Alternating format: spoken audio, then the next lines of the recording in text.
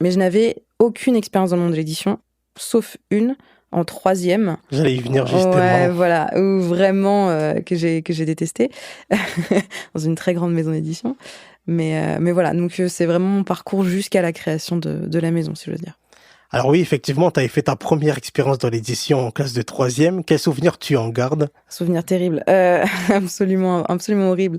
Bah en fait, c'était un stage. Alors, la manière dont j'ai eu ce stage est assez particulière aussi, c'est parce que un jour, mon père me dit, il travaille dans la finance à cette époque-là, et il me dit dans une banque privée, et il me dit voilà, j'ai trouvé au-dessus, en bougeant une étagère, en bougeant une armoire parce qu'ils déménageaient leur bureau, j'ai trouvé un portefeuille. Et ce portefeuille, en fait, appartenait à l'époque au directeur général de cette grande maison d'édition. Donc il l'a appelé, il lui a rendu son portefeuille et il lui a dit, au fait, le monsieur en question lui a dit, ah, bah, si vous avez un service, c'est très gentil, merci beaucoup. Si vous avez quelque chose à me demander, n'hésitez pas. Et là, il lui a dit, ma fille cherche un stage et elle aimerait bien faire un stage peut-être dans une maison d'édition parce qu'elle lit beaucoup de livres.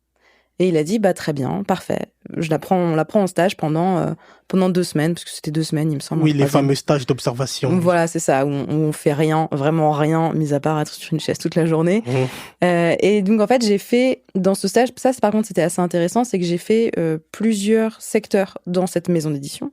Donc, j'ai fait les secteurs de la correction, j'ai fait le secteur mise en page, etc. J'ai fait d'autres secteurs de différentes collections, en plus.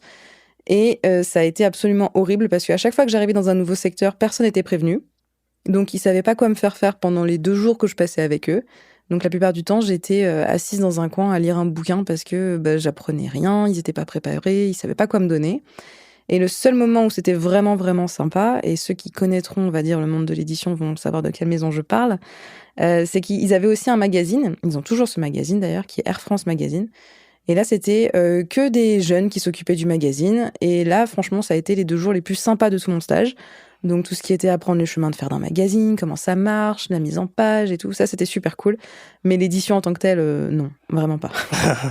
Mais finalement, tu y es arrivé en 2016 hein, en créant ta propre maison d'édition Beta Publisher.